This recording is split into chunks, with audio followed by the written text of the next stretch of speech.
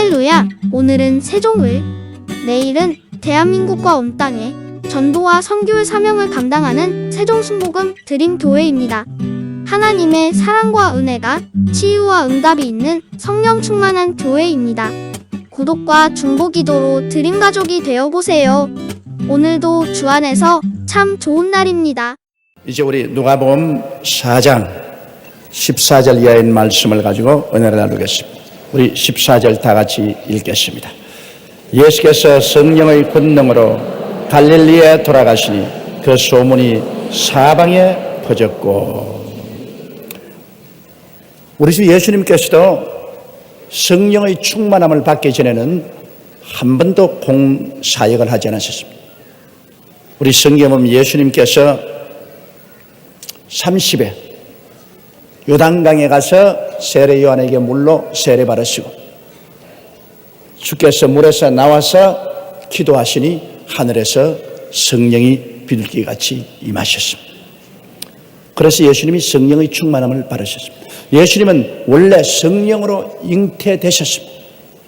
그리고 예수님은 벌써 태어날 때부터 성령이 그 속에 내주하셨습니다만, 그러나 공사업을 하기 전에 요단강에서 공개적으로 성령의 충만함을 받으신 것입니다.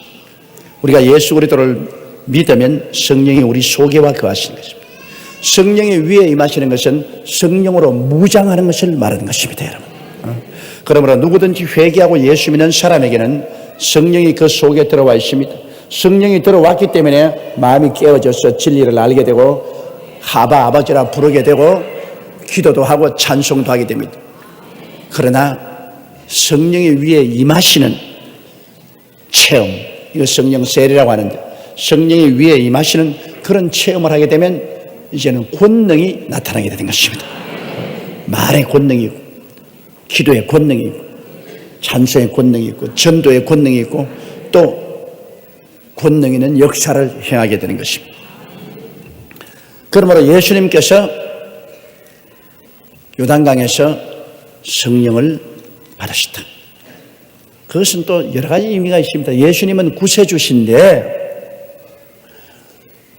인류를 구원하기 위해서 요단강에서 세례받고 일어났을 때 제일 먼저 일어난 사건이 성령을 하늘에서 내려오게 하는 사건이었습니다. 그것은 뭐냐? 우리 인생의 문제의 해답은 성령을 받는 데 있다, 그 말씀인 것입니다. 성령이 오셔야 인생 문제가 해결이 되지 성령이 없이는 안 된다. 창세기도 보십시오. 땅이 공허하고 혼돈하며 흑암이 깊음에 있으니까 얼마나 처절한 장면입니까? 공허하고 혼돈하고 흑암이 깊음에 있다. 우리 사람도 현시에 공허하고 혼돈하고 흑암이 깊음에 있을 수 있고, 우리 가정도 공허하고 혼돈하고 흑암이 깊음에 있을 수 있고, 우리 사회와 국가도 공허하고 혼돈하며 흑암이 깊음에 있을 수가 있습니다. 여기에 이 문제를 해결하는데 무엇이 해답이냐? 성령이 수면에 운행하시더라. 하나님의 성령이 운행하시자마자 빛이 있으라니 빛이 있고, 그리고 공창이 생겨나고, 그리고 육지가 생겨나고, 오곡백과가 나오고, 해와 달과 별들이 생겨나고, 새와 물고기와 짐승들이 생겨나고, 사람이 지음을 받았습니다. 이처럼 성령의 역사가 일어나야 생명의 역사가 일어나는 것입니다. 성령의 역사 없이는 생명의 역사가 일어나지 않습니다. 그러므로 문제의 해답은 하나님의 성령이 와서 운행하도록 하는 것이 문제의 해답입니다. 우리의 개인의 생활도 회개하고 자복하고 성령 충만히 받아서 성령이 와서 운행하도록 하면 창조적인 역사가 일어나는 것입니다. 교회도 그래요. 발전하지 않고 잠든 교회는 성도들이 와서 회개하고 자복하고 기도해서 성령이 교회에 운행하기 시작하면 교회가 성장하고 발전하는 것입니다. 한 나라도 그래요. 나라도 국민들이 회개하고 자복하고 성령이 그 나라에 임하시면, 그러면 흑암은 광명으로, 무질서는 질서로, 사망은 생명으로, 저주는 축복으로, 가난은 부여로, 추는 아름다움으로 변화되어 버리고 마는 것입니다. 성령은 그러므로 위대한 창조의 영이신 것입니다. 이렇기 때문에 우리 주 예수께서 인생 문제의 해답을 가지고 있는 구주로서 제일 먼저 주님께서 역사하신 것은 하늘 문을 여시고 성령이 오게 하신 것입니다. 그리고 오순절 날에도 주님 그렇지 않습니까? 예수님의 제자들이 3년여 동안 그리스도를 따라다니면서 말씀을 배웠지만은 이 사람들을 보내어서 복음을 전가하고 세상에 하나님의 기쁜 소식을 전하게 하기 위해서는 오순절 날까지 움직이지 말고 기다리라 했어요. 오순절 다락방에서 그들이 한 열흘 동안 열심으로 기도할 때 성령이 임하신 것입니다. 그래서 그들을 위해 성령이 임하시자 성령을 충만히 받고는 그들이 온 천하에 나가서 그리스도의 복음을 전할 수 있는 것입니다.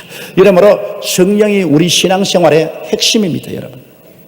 예수님도 성령이 임하셔서 그 다음 나가서 회개하라 천국에 가까웠다 복음을 증언했고, 예수님의 제자들도 오순절 다락방에서 성령을 받고야 비로소 천하 만국에 나가서 복음을 증거했으며, 이 땅이 파괴되어 공허하고 혼돈하며 흑암이 깊음에 있을 때도 성령이 운행하시니까 온 땅에 새로운 질서와 생명의 역사가 일어나게 된 것입니다. 이러므로 여러분의 생애 속에 성령으로 충만함 받는다는 것은 곧장 생명으로 충만함 받는 것입니다. 성령으로 충만함 받는 것은 여러분 생애 속에 하나님의 풍요로운 새로운 생명을 얻게 된 것입니다. 마른 땅에 성령이 임하면 그것이 화초 동산이 되겠다고 했습니다. 그러므로 한 나라에 성령이 부어주시면 그 나라가 강성하게 되어버리고 마는 것입니다. 성령을 거두면 모든 것이 다 죽습니다. 성령은 창조와 생명의 원천이 되십니다. 이러므로 우리는 늘 성령 충만을 달라고 하나님께 기도해야 되고, 우리의 삶 속에 성령님을 인정하고 환영하고 모시드리고 의지하고 성령과 함께 동행해야 되는 것입니다. 그러므로 예수께서 40주 40야 광야에서 주님이 금식하시고, 그리고 마귀의 유혹을 다 물리치시고 이제 복음을 전가하러 갈릴리로 돌아올 때 성령의 권능으로 돌아왔습니다. 성령의 권능으로 예수님이 오셔야 인류를 구원할 수 있습니다. 예수님 자체도 하나님 아들인데도 성령 충만해야 구원의 역사를 베풀 수 있는데, 하물며 우리 같은 사람이 성령 충만하지 않고 무엇을 하겠습니까? 오늘 주의 종이 강단에 서서 복음을 전가하려면 성령 충만해야 되고, 우리 장로님이나 권사님들이 하나님 사업을 하려면 성령 충만해야 되고, 우리 구역장이나 지역장들이 하나님 말씀을 나누려면 성령 충만해야 된대요. 오늘날 우리가 성령 충만하려면 적어도 하루에 1시간 이상 기도해야 성령 충만이 이루어질 수 있는 것입니다. 기도 안 하면 성령 충만 아니에요. 기도 안 하는데 왜 성령이 와요? 성령은 기도의 영이십니다. 기도 속에 성령과 대화하고 충만이 되는 것입니다. 기도 안 하는 데는 성령 절대로 임하지 않아요. 기도는 마치 하늘에서 비가 쏟아지듯이 성령이 임하게 하는 역사가 일어나는 것입니다. 기도하지 않으면 맑은 날과 같습니다. 비가 한 방울도 임하지 않은 것입니다. 그러므로 우리 구역장, 지역장, 혹은 우리 안수 집사님, 권사님, 우리 장로님, 우리 주의 종들, 우리 평신도 여러분, 기도에 게을리하면은 성령의 역사는 일어나지 않습니다. 예수님도 요단강에서 세례 받으실 때 일어나 기도할 때 성령이 임하셨습니다. 예수님도 40주 40야 금식 기도하시고 성령의 권능을 받아서 돌아오시고, 제자들도 예루살렘 마가 요한의 다락방에서 열흘 동안 열심으로 기도하고 난 다음에 성령이 강림하시던 것입니다. 그러므로 여러분도 열심히 기도하면 성령이 여러분에게 강림하게 되는 것이고 생명의 역사가 일어나게 되는 것입니다. 이러므로 제가 우리 성도를 보고 하루에 최소한도 1시간 이상 기도하라고 강조하는 것은, 그렇게 해야 성령이 충만하게 되고 마귀의 일을 멸하고 하나님의 사역을 할 수 있기 때문인 것입니다. 예수께서 성령의 권능으로 갈릴리에 돌아가셨다. 예수님이 종교를 가지고 갈릴리로 돌아갔다. 예수님이 의식을 가지고 갈릴리로 돌아갔다. 예수님이 철학을 가지고 갈릴리로 돌아갔다. 그렇게 말하지 않았습니다. 예수님이 성령의 권능으로 갈릴리에 돌아갔다. 오늘날 하나님의 강단에서는 주의 종이 가장 필요한 것은 성령의 권능으로 강단에 서야지, 신학이 충만해서 강단했었다, 지식이 충만해서 강단했었다, 그렇게 하지는 그건 다 둘째 문제입니다. 가장 중요한 문제가 성령의 권능으로 강단에 서야만 되는 것입니다. 그 소문이 사방에 퍼졌다. 성령이 계시면 소문이 퍼집니다. 성령의 역사로 말미암아 일어나고 않는 곳에 생명의 역사가 일어나고 하나님의 영광이 나타나니 소문이 안 날 수가 있어요. 나쁜 일도 소문 나지만 좋은 일도 소문 빨리 납니다. 무슨 역사가 일어나야 소문이 나지 아무 역사도 안 일어나는데 소문이 일어나지 않습니다.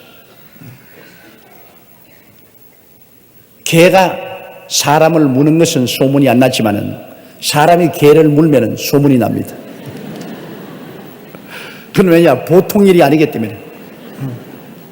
그러므로 소문이 난다는 것은 보통 일이 아닌 일이 일어나기 때문에 소문이 나는 거예요. 그럼 예수님이 행하시는 것마다 보통 일이 아니에요. 보통 보는 일이 아니에요. 비상한 일이 일어납니다. 교회도 그래요. 교회도 소문이 나는 것은 보통 일이 아닌 성령의 역사가 일어나서 보통 일이 아닌 일이 일어나야 그래야 소문이 나죠. 성령이 오시면 우리가 생각하는 평범한 이런 일이 아닌 아주 보통 일이 아닌 일을 역사하시는 것입니다. 그 다음 15절요. 친히 그 여러 회당에서 가르치심에 무사람에게 칭송을 받으시더라. 주님이 갈릴리 회당에 가서 친히 말씀을 가르치는데 이젠 성령의 능력으로 가르치면 사람들의 마음속에 깊은 감동이 다가옵니다. 성령의 능력으로 가르치면 사람들이 깨달아지고 그리고 마음에 큰 기쁨과 평안을 얻습니다. 이 하나님의 말씀의 놀라운 것은 말씀을 듣고 있으면 마음에 기쁨과 평화가 다가오는 것입니다. 성령의 능력으로 여러분 하나님 말씀을 듣고 있으면 마음이 기뻐지고 평안해져요. 이것이 하나님 말씀의 특성입니다. 예수님이 친히 회당에 가서 성령의 능력으로 가르치니 무사람들이 그리스도의 말씀을 듣자 마음이 기뻐지고 평안해지고 염려 근심이 사라지고 좋으니까 모두 다 박수를 치고 칭송을 했습니다. 그 예수님 대단하시다. 그 말씀을 듣고 우리가 큰 변화를 받고 행복하게 된다. 하나님 말씀을 듣고 불행하게 되고 고통이 다가온다면요, 칭송할 것이 아니라 욕을 하죠. 그 사람 말 들으니까 그냥 마음에 고통만 따고 슬픔만 따고온다. 나쁜 사람 아니가. 그러겠지만은 그분 말을 들으니까 마음의 염려 근심 사라지고 마음이 기뻐지고 평안해지고 행복이 다가온다. 이야, 굉장한 사람이다. 정말 훌륭한 사람이다. 그럴 거 아닙니까? 예수님의 말씀을 듣는 사람마다 행복해졌습니다. 염려 근심은 떠나가고 평안해지고 슬픔은 떠나가고 기뻐졌습니다. 그러므로 예수님을 칭송하고 무수한 사람들이 예수님을 따라다녔습니다. 그것은 그리스도의 생애 속에 성령이 역사했으므로 성령은 말씀을 통하여 나타나고 성령의 역사를 받아들이면 어두움이 사라지고 빛이 다가오고 공허가 사라지고 알차게 되고 무질서가 사라지고 질서가 오고 죽음은 생명으로 슬픔은 기쁨으로 추는 아름다움으로 가난은 부유로 변화되기는 역사가 일어나기 때문에 소문이 안 날 수가 없고 칭송을 받지 아니할 수가 없습니다. 그러므로 예수 그리스도의 복음을 전가할 때 참으로 성령의 역사가 일어나면 소문도 나고 칭송도 받습니다. 소문도 안 나고 욕만 얻어먹으면 성령 역사 안 합니다, 여러분. 성령 역사는 소문을 나게 하고 칭송을 받게 하는 것입니다. 이게 참된 역사예요. 성령의 역사는 반드시 무수 사람들에게 칭송을 받도록 하는 생명의 역사를 일으키게 되는 것입니다. 자, 16절요. 예수께서 그 자라나신 곳 나사렛에 이르사 안식일에 자기 규례대로 회당에 들어가사 성경을 읽으려고 서심해. 예수님께서 그 자라나신 곳 나사렛에 이르다십니다. 예수님은 원래 베들레헴에서 태어났다가 헤롯이 죽이려고 하며 부모님과 함께 애굽에 내려가서 피난 갔다가 그 다음에 나사렛에 와서 자랐습니다. 그런데 나사렛 땅은 굉장히 가난한 곳입니다. 나사렛은 무슨 선한 일이 나겠냐 할 정도로 나사렛은 모두 다 망한 사람, 부도난 사람, 고통당하는 사람, 이런 사람들이 모여서 사는, 사람들에게 멸시와 천대를 받는 그러한 처소였습니다. 그러나 그곳에서 바로 요셉과 마리아가 가정을 이루고 살았고, 그곳에서 예수님이 함께 나사렛에서 사는 곳이기 때문에 나사렛 사람들은 예수님을 목수의 아들로 다 알고 있습니다. 요셉이 목수였기 때문에 예수님도 그 밑에서 함께 목수 일을 하십니다. 그러므로 그리스도를 목수의 아들로 알고 있습니다. 그런데 예수님께서 목수의 아들이 갑자기 사라졌다가 돌아올 때 그냥 큰 권능을 가지고 기사와 이적을 행하고 무사람의 칭찬을 받고 오니까 나사렛에 있는 고향 사람들이 시기와 질투를 내서 지금 얼마 전까지 그 목수하던 아들 아니야, 그 요셉의 아들 아니야, 목수가 지가 뭐 잘났다고 갑자기 달라져가 선생으로 웃기네 웃겨. 그래서 예수 그리스도를 그 나사렛 동리가 지어진 그 언덕 밑에 벼랑으로 밀고 와서 떨어뜨려 죽이려고 하는 것입니다.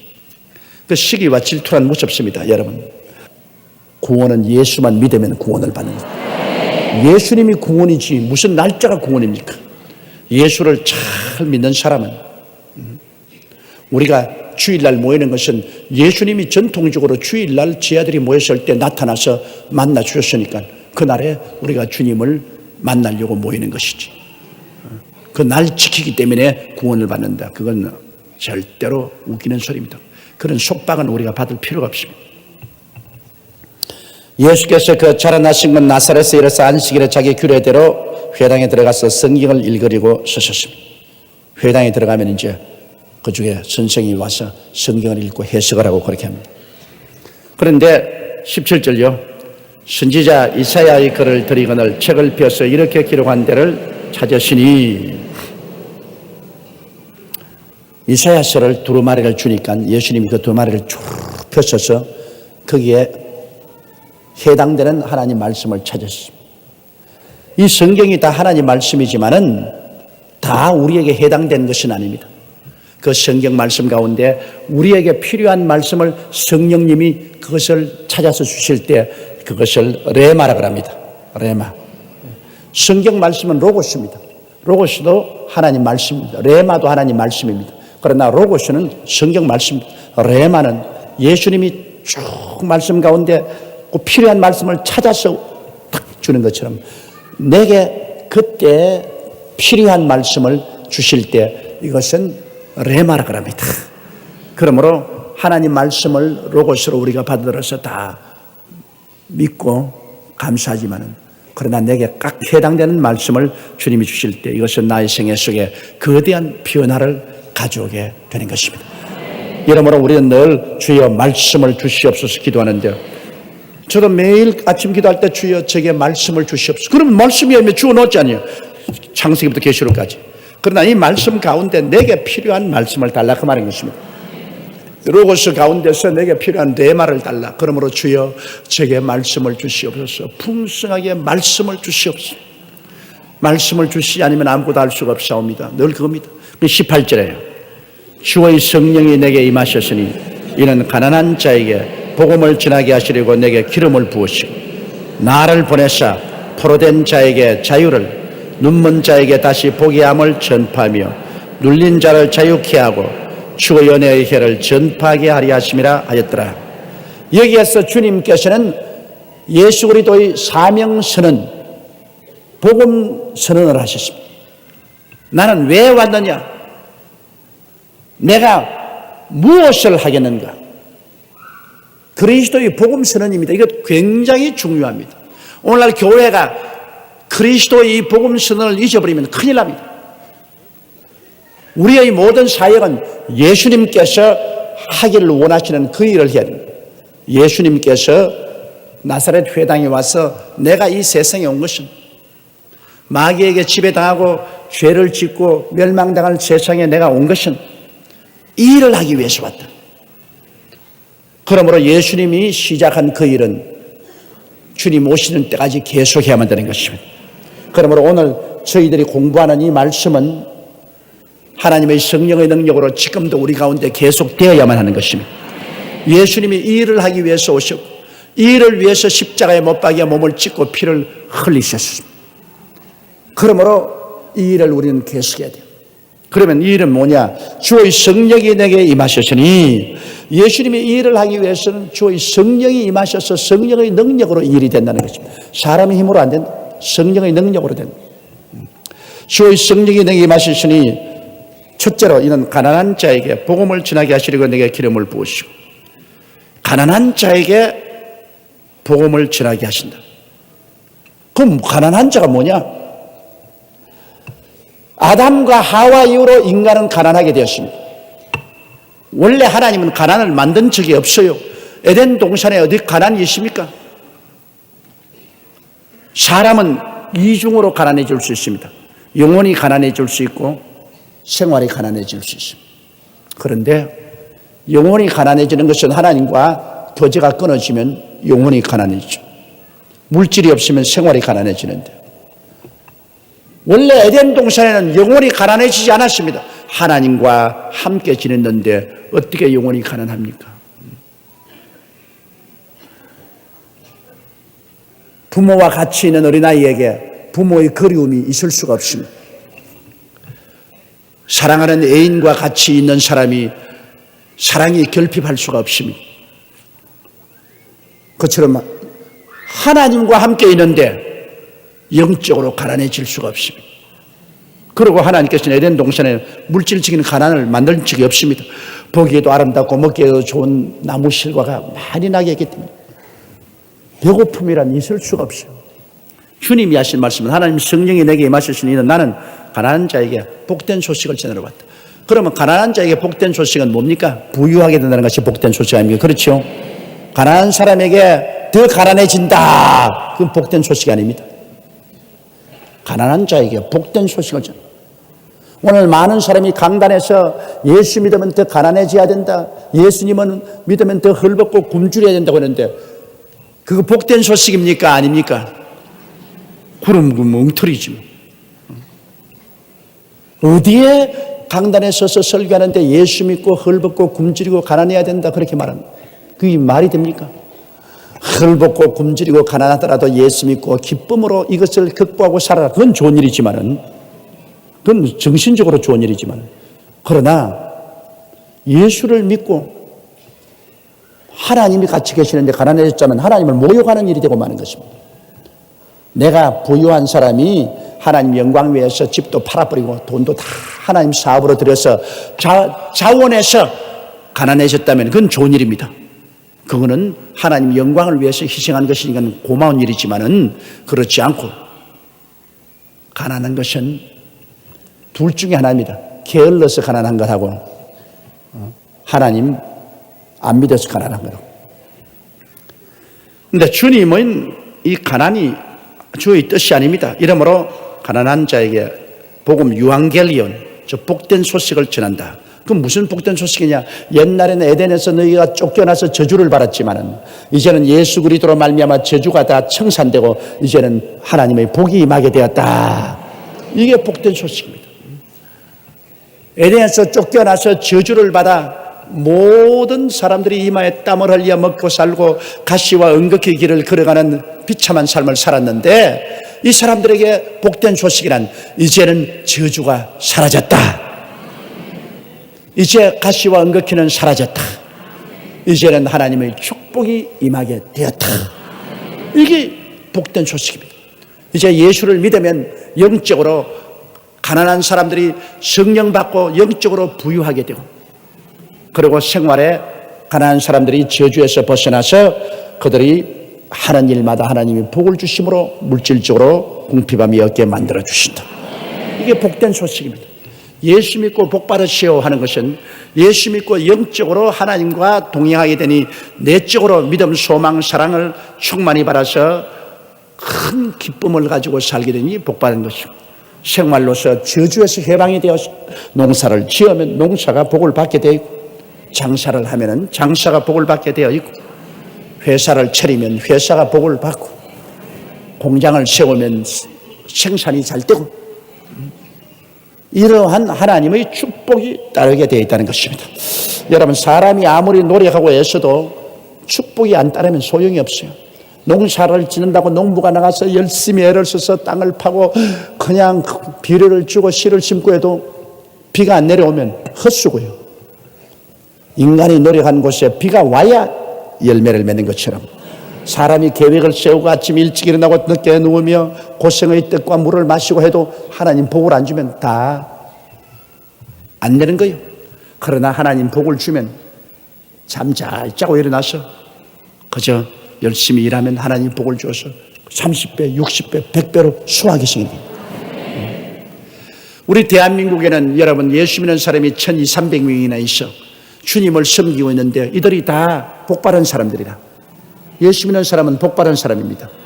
이 사람들이 다 저주에서 해방된 사람이고 복받은 사람들이 있으니까 그러므로 이 사람들 때문에 한국에 복이 임하시는 것입니다. 예, 한국에 예수 믿는 사람들이 있기 때문에 복이 임해요. 왜? 성경에 뭐라 했습니까?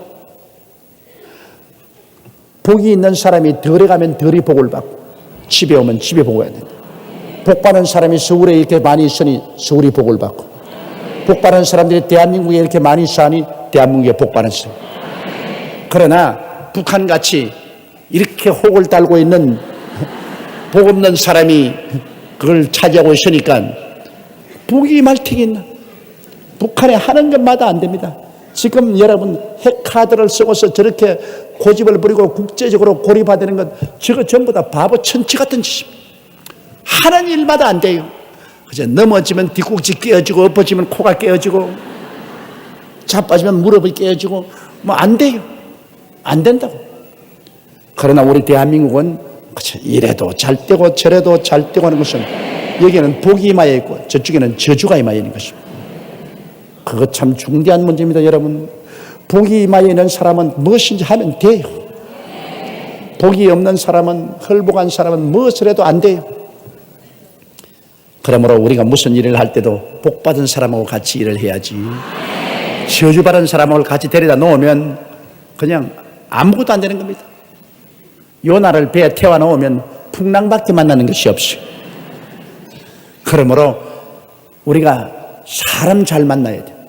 사람, 복이 있는 사람은, 복 있는 사람을 만나면은 복이 따라오게 돼요. 복 있는 신랑 만나야 되고, 복 있는 마누라 만나야 되고, 복 있는 동업자 만나야 되고. 그런데 그 복 있는 사람이 누구냐? 예수님을 모시고 잘 믿는 사람이 복 있는 사람입니다. 따라 말씀, 나는 예수 믿고 복 받았습니다. 아침마다 기도할 때 여러분, 나는 아버지여 복 받은 사람입니다. 그렇게 기도해야 되는 것입니다. 복 받은 사람이에요. 그리스도께서 우리를 위하여 저주를 받았어요. 율법의 저주에서 우리를 속량했는데요. 예수 믿는 사람이 저주에서 해방이 되는데 왜 저주받고 있어요?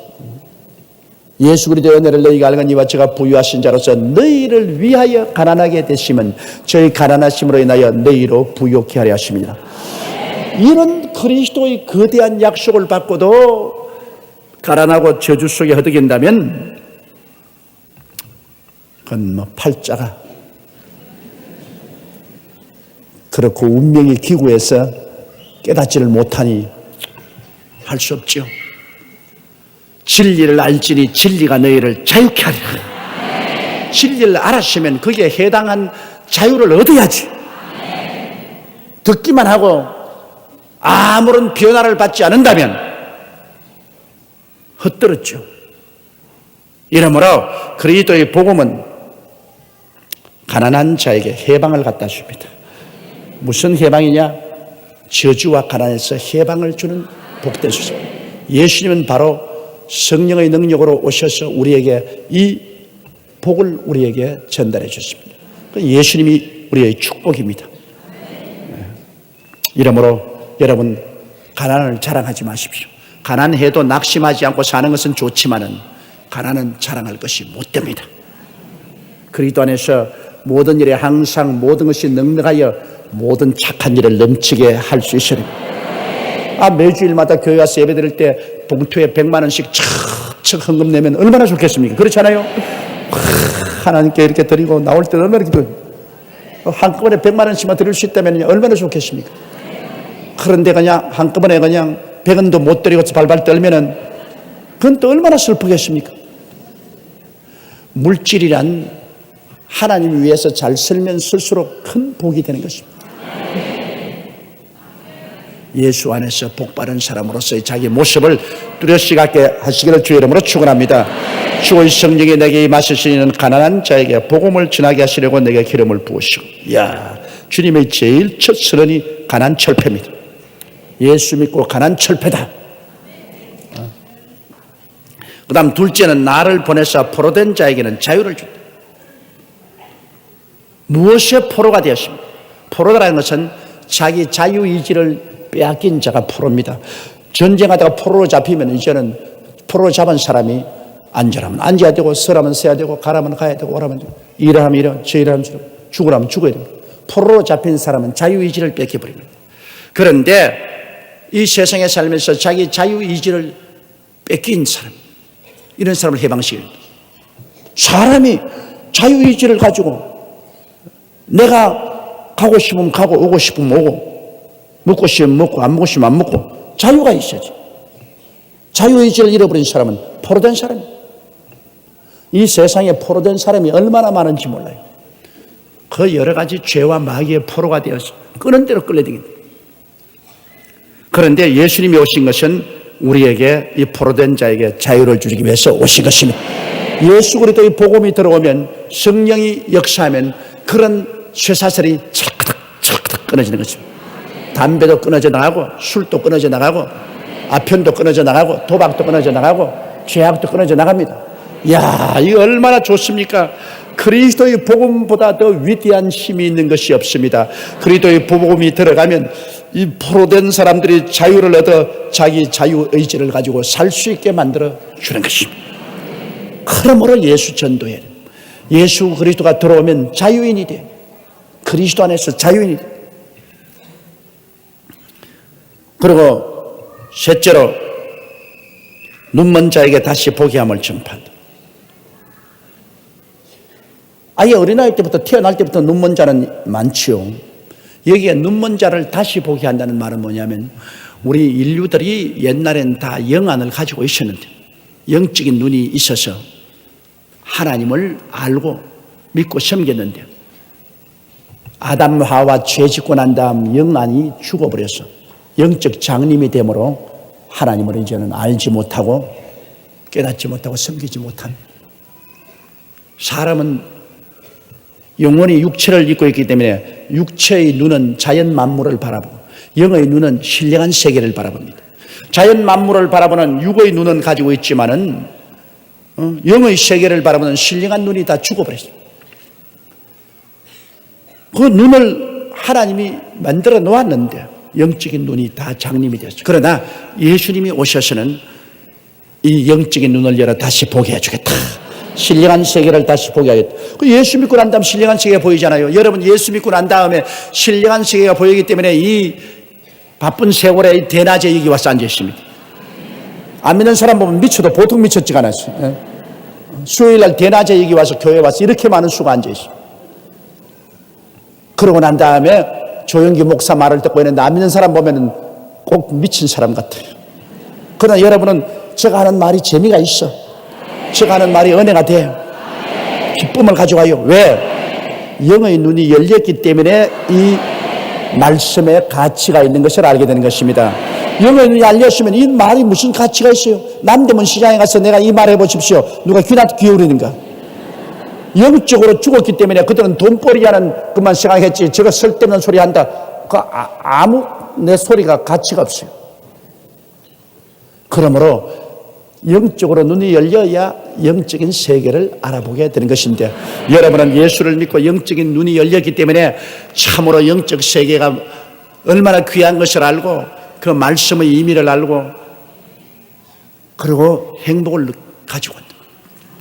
예수 믿고 천국 가는 길에 들어서서 하루하루를 기쁨으로 살아야 돼.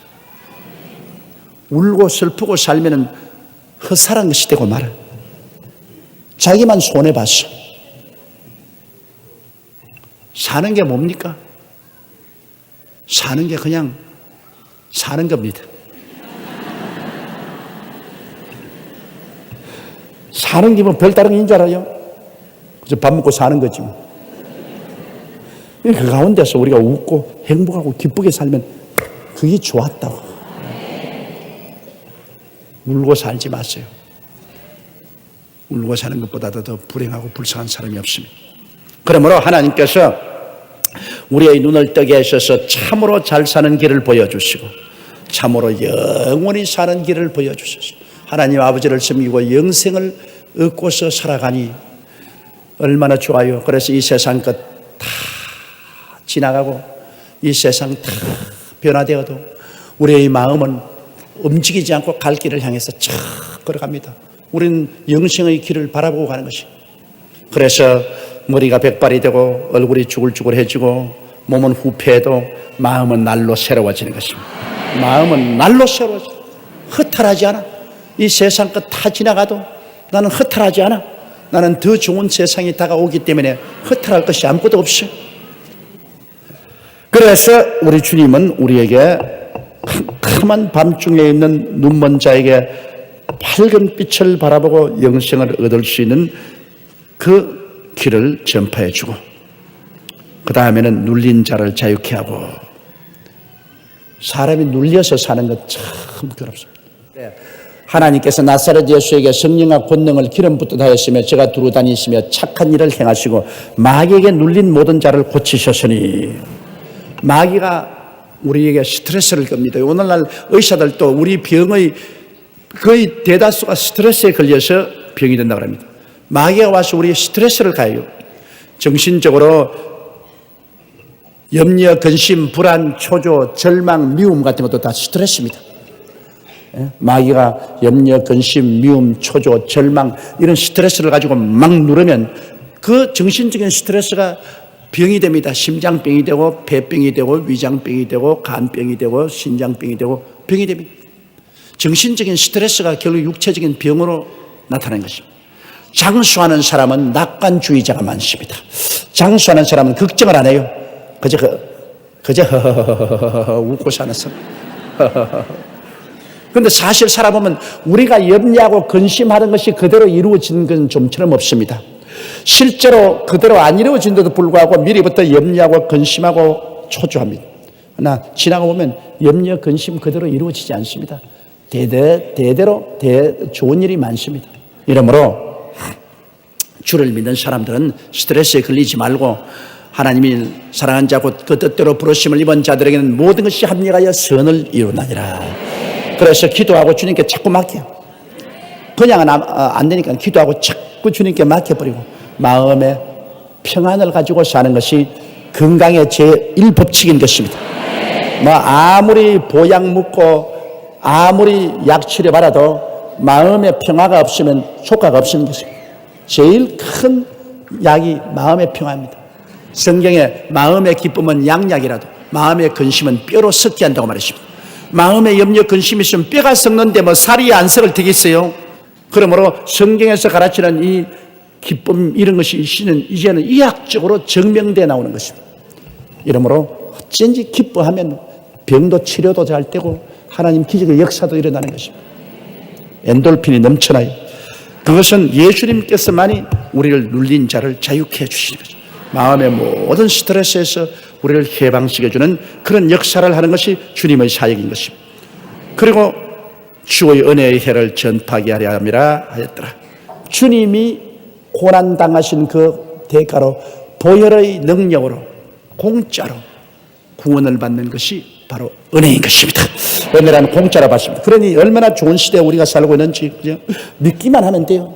남녀노유 빈부 귀천할 것 없이 예수만 믿기만 하면 구원을 받고 구원을 받아놓고 난 다음에 자꾸 우리는 죄를 이기고 성결하게 되는 것입니다. 그러므로 누구든지 믿으면 구원을 받아. 이 얼마나 좋은 신앙입니까? 이 세상에 지금 종교가 허다히 많지만은 다 율법 종교예요. 다 율법을 지켜야 구원을 받는다고 합니다. 그게 지켜지나요? 안 지켜지니까 수고하고 무거운 짐을 지고 허덕이죠. 그러나 우리는 예수를 믿으면 그리스도가 십자가에서 우리 일생의 죄악을 다 청산했기 때문에 이제는 율법이 소용이 없어. 아무리 심판을 하려고 잡아도 소용이 없어. 그 정죄할 명목이 없어. 그러므로 믿음으로 말미암아 우리는 공짜로 구원을 받는다. 뭐 두말할 거 없어요. 남녀노소 빈부 귀신 필요 없습니다. 죄를 짓고 불의하고 추악함에도 불구하고 예수 믿으면 무조건 하고 용서를 받고 구원을 받고 성령을 받고 성령으로 말미암아 우리는 날로 변화되어 가는 것입니다. 영광에서 영광으로 거룩한 삶으로 변화되어 가는 것입니다. 그러므로 이 은혜의 해를 전파로 예수님이 오신 것입니다. 너는 이제 무엇을 해라가 아니라 믿어라. 나를 믿기만 하면 구원을 얻는다. 이것이 예수 그리스도의 복음 선언인 것입니다. 예수께서 나사렛에 와서 말씀하신 이 복음 선언은 위대한 은혜요 형언할 수 없는 큰 축복인 것입니다. 그러므로 오늘날 예수 믿으면 가난한 자에게는 복된 소식이 전파되고 포로된 자는 자유를 얻게 되고 영안이 어두워 눈이 어두운 자는 밝은 천국의 빛을 다시 보게 되고 그리고 스트레스에 걸린 자는 해방을 얻어 치료를 받게 되고 하나님의 값없이 은혜를 받아 영생 천국을 얻게 되고 이것보다 좋은 일이 세상에 어디 있습니까? 정말 좋은 예수님, 정말 좋은 구원, 정말 복된 것입니다. 그러므로 여러분 복받은 사람만 예수 믿을 수가 있지 헐복한 사람은 예수를 못 믿습니다. 여러분 오늘 예수 믿게 된 것은 얼마나 복을 받았는지 몰라요. 오늘 여러분께서 읽으신 이 누가복음 4장 18절의 이 말씀을 다 마음에 외우고 그리고 이 말씀대로 주장하십시오. 이 말씀대로 여러분 생애 속에 이루어져야 되는 것입니다. 이것은 예수님의 복음 선언이요 이 일을 위해서 예수님이 오셨고 이 일을 위해서 예수님이 십자가에 몸을 찢고 피를 흘려서 값주고 사셨으므로 성령님의 능력에 의해서 우리는 이 일을 만끽하고 누리고 살아야만 되는 것입니다.